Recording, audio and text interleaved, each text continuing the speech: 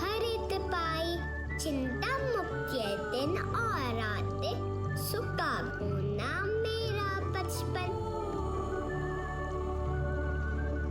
सखी सहेली खेल खिलौने, पुस्तक कापी टिफिन बस्ता, विद्यालय को नित दिन जाती, शिक्षा से सवरा है रास्ता। अम्मा की मैं बिट्टू रानी, बाबा का तो पूरा गुलशन, पढ़ लिख कर मैं बनूंगी अफसर, नाम करूंगी उनका रोशन। मुझको मेरा बचपन प्यारा, प्यारे मुझको मेरे अपने, गुड्डी गुड़िया खेल खिलौने, प्यारे मुझको मेरे सपने। गोदी में ले कहे कहानी, मेरी दादी मौसी नानी, मैं सबकी आंखों का तारा, सुखद सलोने मेरे बचपन।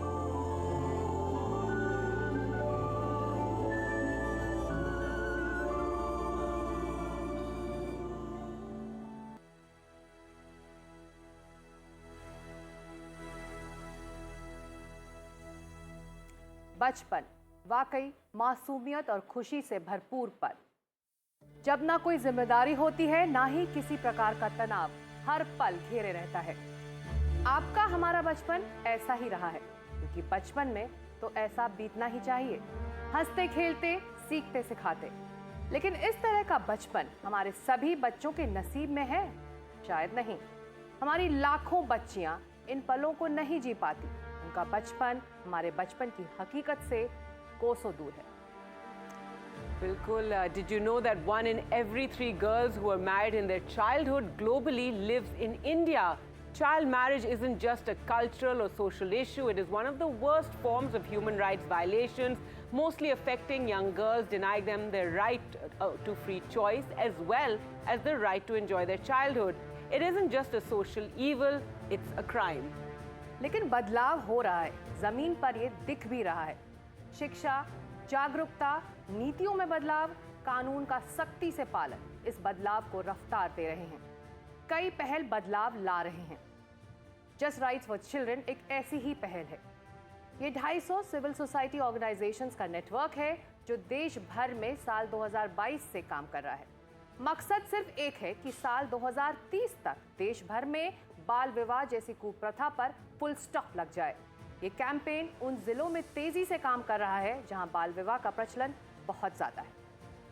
Remarkably, what started as a grassroots effort has today become a transformative movement that's reshaping the nation's fight against this grave injustice. In a historic milestone in India's fight against child marriage, the Ministry of Women and Child Development has launched a pan-India campaign, Bal Vivah Mukt Bharat, as an effort to combat child marriage. The campaign is expected to reach up to 25 crore citizens for a collective pledge against child marriage. Take a look at this report. Bharat में हर 5 में से लगभग 1 लड़की की शादी बालिग होने से पहले ही कर दी जाती है। इसीलिए बहुत जरूरी है कि हम बाल विवाह की इस सामाजिक बुराई पर ध्यान खींचें। पिछले महीने विज्ञान भवन में सामाजिक कार्यकर्ताओं और सरकारी अधिकारियों की मौजूदगी में शुरू किए गए बाल विवाह मुक्त भारत अभियान का भी यही मकसद है। बाल विवाह के खिलाफ जागरूकता फैलाने की सबसे मजबूत आवाजें आंध्र प्रदेश, महाराष्ट्र और छत्तीसगढ़ जैसे राज्यों की लड़कियों से आई। इन लड़कियों ने वर्चुअल रूप से इस अभियान का हिस्सा बनकर अपनी जीवन यात्रा और संघर्ष को साझा किया। 13 साल की उम्र में शादी होने के बाद फिर जब शादी हुई तो जब मैरिटल रेप था और डोमेस्टिक वायलेंस की हिंसा मैंने खुद सही है। बाल विवाह मुक्त भारत अभियान की शुरुआत की गई है और ये महज एक अभियान नहीं, ये कोई 16 दिनों का 15 दिनों का अभियान नहीं, बल्कि ये निरंतर, जैसे हमने सभी से ये आह्वान भी किया है कि सब लोग, हम सब मिलकर ये निरंतर तब तक इसको जारी रखेंगे जब तक बाल विवाह मुक्त भारत ना हो जाए। इस अभियान के तहत बाल विवाह मुक्त भारत पोर्टल भी लॉन्च किया गया, जिसका उद्देश्य जागरूकता बढ़ाने के साथ साथ इस मुद्दे पर हो रहे विकास का जायजा भी लेना है। बाल विवाह मुक्त भारत अभियान सबको साथ लेकर इस अभिशाप को मिटाना चाहता है। आज जो मानव सभ्यता का सबसे बड़ा जन आंदोलन, जन अभियान शुरू हुआ, जिसमें 25 करोड़ से ज़्यादा लोगों ने शपथ ली है और लेने वाले हैं बाल विवाह मुक्त भारत के तहत, ये शायद पूरे देश में लोगों की, समाज की न केवल जागरूकता बढ़ाएगा बल्कि मानसिकता बदलेगा कि बच्चों की सुरक्षा हम सबकी सामूहिक जिम्मेदारी है और हम सबको इसे मिलकर निभाना है। बाल विवाह मुक्त भारत विकसित भारत का आधार स्तंभ होगा, ऐसा मेरा मानना है। बाल विवाह मुक्त भारत अभियान उन जिलों पर ध्यान केंद्रित करेगा जहां बाल विवाह की दर उच्च है और पूरे देश में सभी हितधारकों को इसमें शामिल किया जाएगा। उम्मीद है कि यह अभियान प्रधानमंत्री नरेंद्र मोदी के 2057 तक विकसित भारत के निर्माण के सपने को और बल देगा। और आगे बढ़ने से पहले आप सभी यानी कि हमारे दर्शकों से अनुरोध है कि आप हमारी इस मुहिम से जुड़े। हम सबको हमारे बच्चों का भविष्य सुरक्षित रखना है और ये साथ मिलकर काम करने में ही मुमकिन है। आप सभी ndtv.com/child marriage free India पर लॉगिन कर प्लेज ले सकते हैं ताकि बाल विवाह जैसी कुप्रथा पर लगाम लग सके। अब हमारे साथ जुड़ रहे हैं भुवन रिबू, एडवोकेट हैं, एक्टिविस्ट हैं, जस्ट राइट्स फॉर चिल्ड्रन के संस्थापक भी हैं। आपका स्वागत है हमारे स्टूडियो में। सरकार की पहल बाल विवाह मुक्त भारत अभियान को भारत में बाल विवाह के प्रचलन के रोक लगाने के लिए एक अहम कदम माना जा रहा है। ऐसे में अब आगे का रोड मैप आपके लिए अब क्या दिखाई दे रहा है? भारत सरकार की बाल विवाह मुक्त भारत अभियान को शुरू करने की पहल न केवल भारत में बल्कि पूरी दुनिया में बच्चों की सुरक्षा के लिए एक मील का पत्थर साबित होने वाली है। बाल विवाह कोई भारतीय अकेली समस्या नहीं है, ये पूरे विश्व में व्याप्त है। लेकिन भारत में पहली बार न केवल समाज, न केवल कोर्ट, सुप्रीम कोर्ट के इस पे अहम फैसले आए हैं, बल्कि पूरी सरकार ने इस पे जो कदम उठाया कि हम भारत से बाल विवाह को 2030 से पहले खत्म करके दम लेंगे, ये एक बहुत ही महत्वपूर्ण कदम है। आने वाले समय में न केवल जागरूकता होगी, न केवल गांव-गांव में लोग इस पे शपथ लेंगे, 25 करोड़ से ज़्यादा लोगों तक ये अभियान पहुंच चुका है और पहुंचने वाला है। तो अगर इतनी बड़ी संख्या में देश के हर गांव में, हर स्कूल में बच्चों के बीच में जागरूकता होगी, अगर हर पंडित, हर मौलाना, हर चर्च का पादरी, हर धर्मगुरु इसके खिलाफ आवाज़ उठाने लगेगा, अगर हर बैंड वाला, हर हलवाई, हर वो व्यक्ति जो कि समाज में शादी को किसी भी तरह से मदद करता है, वो अगर ये पूछने लगे कि ये बच्चों की उम्र क्या है जिसके लिए मैं ये बैंड देने वाला हूँ, ये घोड़ी देने वाला हूँ। भारत में कोई कॉन्ट्रैक्ट नहीं है शादी, ये एक समाज का उत्सव है और समाज के इस उत्सव को किसी भी तरह से बच्चियों के बलात्कार का, के जघन्य अपराध का जरिया नहीं बनाया जा सकता। तो समाज इसमें अब आगे बढ़ के आएगा और सरकार ने ये कह दिया है कि हम आपके साथ हैं। सरकार द्वारा शुरू किया गया बाल विवाह मुक्त भारत अभियान न केवल पूरे देश को ये दिशा दे रहा है कि सरकार भी इसमें साथ है, समाज तो आगे बढ़ेगा ही। और कल अगर कोई बच्चा फोन करता है, कल कोई सामाजिक संगठन यदि इसके खिलाफ आवाज उठाता है, कल यदि कोई पंडित, कोई मौलाना साहब ये कहते हैं कि हम ये शादी नहीं करेंगे, तो उसके पीछे कानून का पूरा जोर है। कानून, समाज, सरकार और हम सब बच्चों की सुरक्षा के लिए तत्पर हैं। आज ये साबित हो गया है। Now, Bhuvan ji, the Bal Vivah Mukt Bharat campaign, it's built on the foundation of relentless hard work that's been done by various NGOs, your own organization, Just Rights for Children. So now going forward, how do you think you can use civil society as well as other NGOs that are working on this to really amplify this entire campaign and the messaging? Child marriage is an age-old problem, and efforts have been undertaken to solve this crime and solve this human rights abuse in its worst form from at least 200 years. In the last 200 years in India, yes, efforts have been made by various stalwarts. Today we have reached that tipping point where there is a whole of society and a whole of government approach which has come together. This will usher in a new culture, a new era of accountability, a new era of action.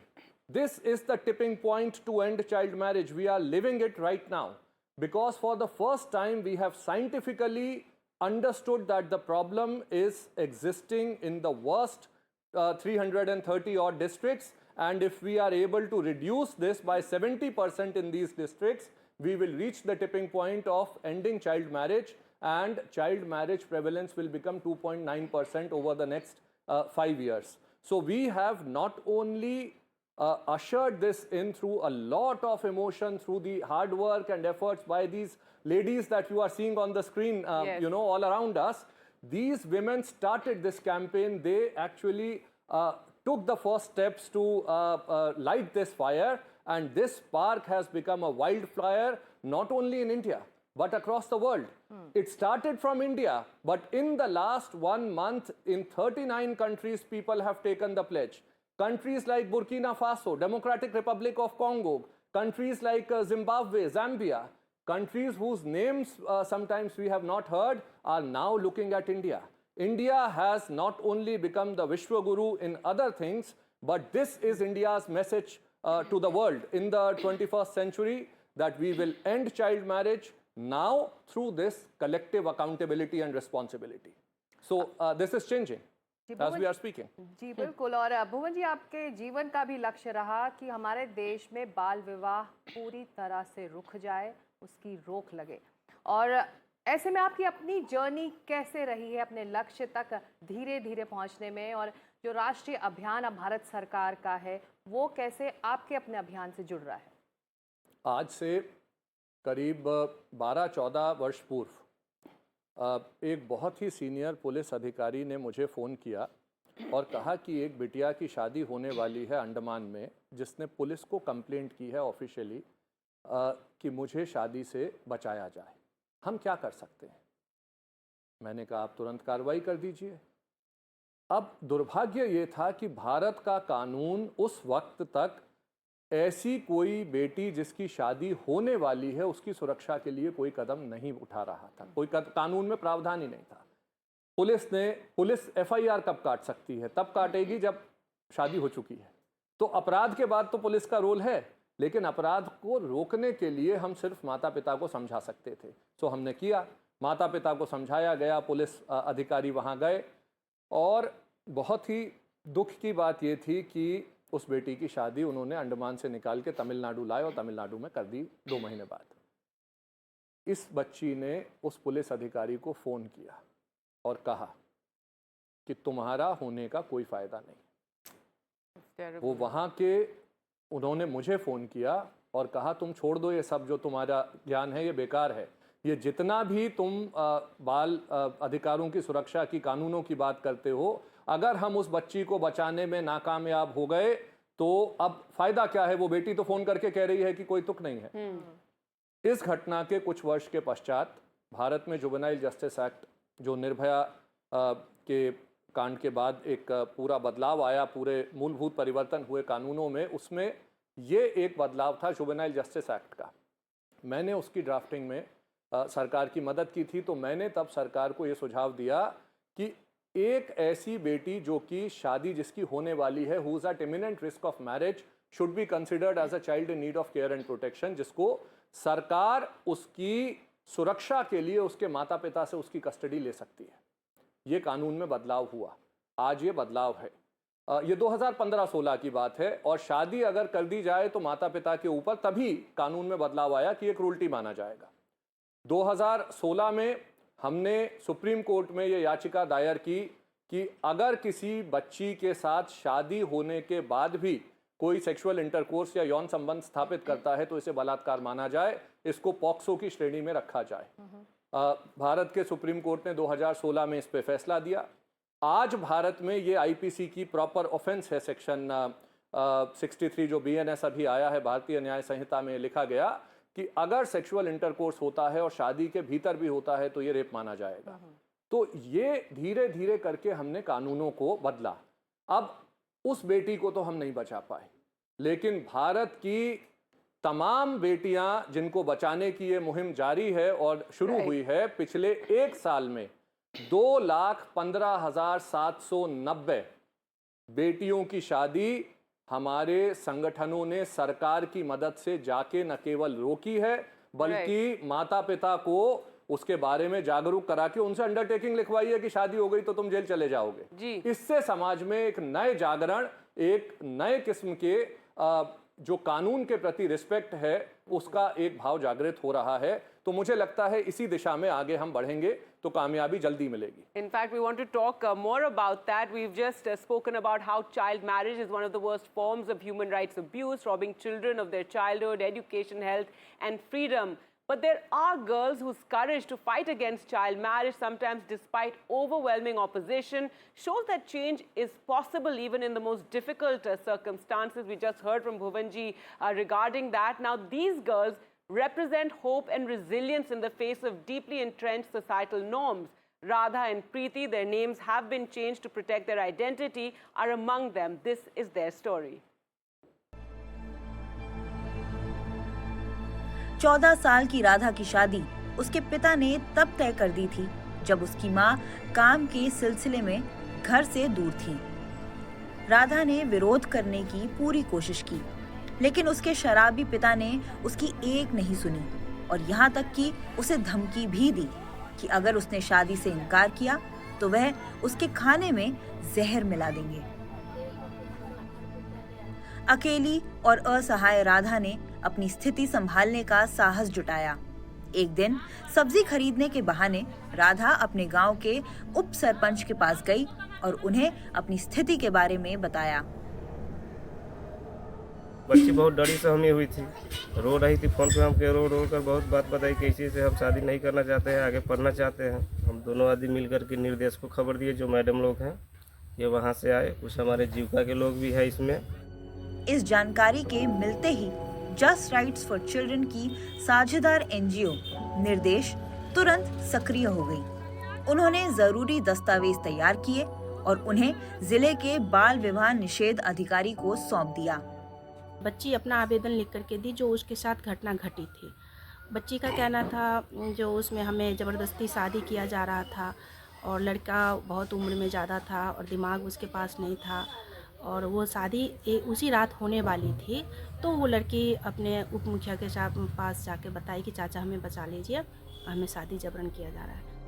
निर्देश की team ने police के साथ मिलकर राधा और उसके परिवार को परामर्श दिया, उनसे एक शपथ पत्र पर हस्ताक्षर करवाए और उसकी शादी रुकवाई।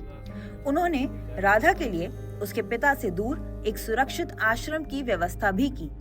अब राधा स्कूल लौट चुकी है और उसकी स्थिति पर लगातार नजर रखी जा रही है। राजस्थान के टोंक में, जो पश्चिम में 1000 किलोमीटर दूर है, साहस की एक और कहानी सामने आती है। यह कहानी है 15 साल की प्रीति की। स्थानीय परंपरा को नकारते हुए शादी ना करने का उसका संकल्प एक स्थानीय एनजीओ के सहयोग से संभव हो सका।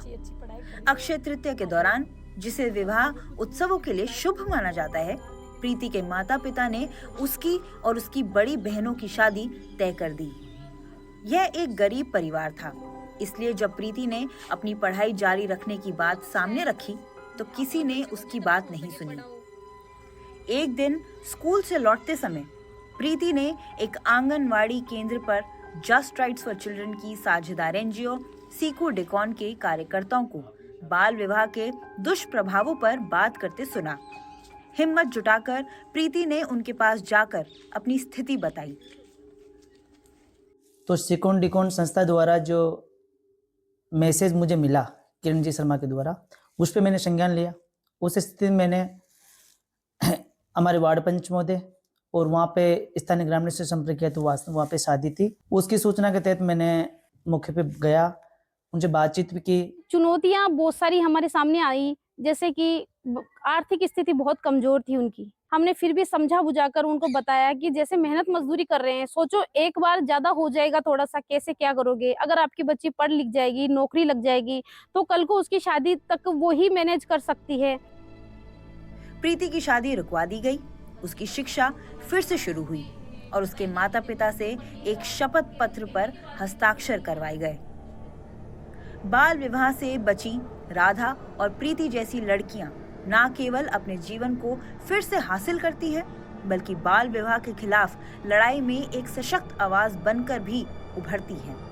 यह जरूरी है कि हौसले की उनकी कहानियां साझा की जाएं, ताकि यह दिखाया जा सके कि जब पूरा समाज एकजुट होकर किसी दिशा में बढ़ता है तो क्या कुछ हासिल किया जा सकता है।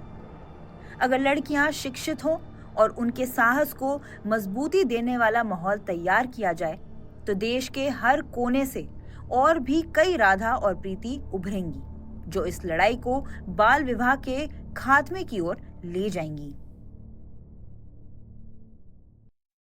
बाल विवाह पर रोक लगे, यही है हमारी मुहिम का मकसद। और हमारे साथ भुवन जी लगातार बने हुए, हमने ये कहानियाँ देख रहे हैं, सुन रहे हैं आपसे भी। आपने एक बड़ी बात कही इस कहानी से पहले कि प्रोसिक्यूशन एक अहम पहलू हो सकता है इस पर लगाम लगाने के लिए, लेकिन असम में जब इसको इम्प्लीमेंट किया गया तो इसे समाज ने सीधे सीधे ह्यूमन राइट्स से भी जोड़कर देखा और तमाम सवाल उठाए। तो इम्प्लीमेंटेशन को लेकर वो कश्मकश अभी भी जारी है। शायद इसलिए क्योंकि हम शायद इम्प्लीमेंटेशन को समझ नहीं पा रहे। सबसे पहला सबसे बुरा यहाँ अपराध क्या है? उस बच्ची जो 12 साल की है उसका यौन शोषण, उसका बलात्कार, उसको बेच दिया जाना, उसको उसकी पूरी तरह से स्वतंत्रता की हानि, उसके सारे मौलिक अधिकारों का हनन। इससे ज्यादा बड़ा अपराध क्या होगा? और इससे बड़ा ह्यूमन राइट्स वायलेशन क्या होगा? हम ह्यूमन राइट्स की बात करते हैं उसके लिए जो अपराधी है, हम उसकी बात नहीं करते जिसके ऊपर अपराध हुआ है। अगर आसाम में बच्चियों को बचाने के लिए सरकार ने सख्त कदम उठाए और कानूनी कार्रवाई की, तो जिसको जेल भेजा गया वो कोई बच्चा नहीं था, वो एक 32 साल का, 35 साल का, 38 साल का आदमी है जो कि 13-14 साल की बच्ची का बलात्कार कर रहा है। और इसका नतीजा ये निकला, हमारा एक साथी संगठन है इंडिया चाइल्ड प्रोटेक्शन, उसकी रिपोर्ट आई अभी 2 साल बाद कि 2021 की तुलना में आसाम में 81% गिरावट आई है बाल विवाह की दर में। आसाम जहां पे धुबरी जैसे जिलों में 55% थी बाल विवाह की दर। बाल विवाह की दर का मतलब है 100 में से 55 लड़कियों की शादी हो जाती थी बाल विवाह की तरह। आज वहां 81% कानून में कमी आई है कानून के अनुपालन से। सरकार ने अभी जो ये कदम उठाया, ये अकेला कदम नहीं है कि सिर्फ कानून का डंडा चलेगा और कुछ नहीं होगा। जहां एक तरफ ये कहा गया कि जो अपराधी है उसे सजा मिले, लेकिन बच्चियों के पुनर्वास के लिए एक नई स्कीम लाए गए। इसके अलावा बच्चियों की शिक्षा के लिए अभी वहां पे एक स्कॉलरशिप स्कीम शुरू हुई है जिसमें यह है कि हर बेटी जो कि 8वीं के बाद पढ़ेगी, 14 तक तो हमारे यहाँ भारत में मौलिक अधिकार है, 14 के बाद बच्ची क्या करे? तो शिक्षा को मौलिक अधिकार जब तक हम नहीं बनाते 18 साल तक, तब तक तो ये लड़ाई चलती रहेगी। तो सरकारों ने उसका एक तरीका निकाला और ये किया कि एक स्कॉलरशिप दे दो, एक स्टाइपेंड दे दो, कंडीशनल कैश ट्रांसफर दे दो ताकि बेटी स्कूल में लगातार बनी रह सके। तो अभी आसाम में वो भी होने लगा। यदि एक व्यक्ति जो कि शादी में खाना भी खा रहा है, उसको हमने कहा कि तुम अपराधी हो अगर तुम बताते नहीं, तुम अगर रिपोर्ट नहीं करते, और यदि उस व्यक्ति को जो कानून बन चुका उसके ऊपर यदि अनुपालन हो जाए तो हम सवाल उठाएं उसके ह्यूमन राइट्स का वायलेशन है। ये कैसा कानून है? हमें कानून का जो रूल ऑफ लॉ है, जो कि एसेंस है सोसाइटी का, उसके लिए हमें पहले रूल ऑफ लॉ भी समझना पड़ेगा। अभी जो भारत सरकार ने बाल विवाह मुक्त अभियान को शुरू किया है, ये एक लार्जर पर्सपेक्टिव में जो एक स्ट्रैटेजिक बात हम कर रहे थे कि policy, implementation, capacity, knowledge, ecosystem, एक शब्द मैंने अभी देखा आप लोगों ने कहा, इकोसिस्टम को पूरी तरह से चैलेंज करते हुए उस इकोसिस्टम को डिस्ट्रॉय करने की जरूरत है जहां बाल विवाह पनपते हैं। और टेक्नोलॉजी का प्रयोग करके अर्जेंसी के साथ यदि हम बच्चों को सुरक्षित रखेंगे तभी इसमें होगा। आसाम की हम बात कर रहे हैं, आसाम में तो बाल विवाह की दर में कमी ही इसलिए आई है क्योंकि ये डर पैदा हुआ है। तुलसी रामायण में कहा गया भय बिन होए न प्रीत, तो ये भय बिन होए न प्रीत के बिना हम कैसे बात कर लेंगे? प्रोसिक्यूशन एक अहम मुद्दा है जिस पर लगातार काम होना चाहिए ताकि डर बना रहे, क्योंकि जो भी हो रहा है वो गैर कानूनी है। हम लगातार जुड़े हुए हैं और टेलीथॉन से जो अगले 2 घंटे तक हमारे सभी नेटवर्क पर जारी रहेगा। एनडीटीवी इंडिया पर हम ले रहे हैं एक छोटा सा ब्रेक।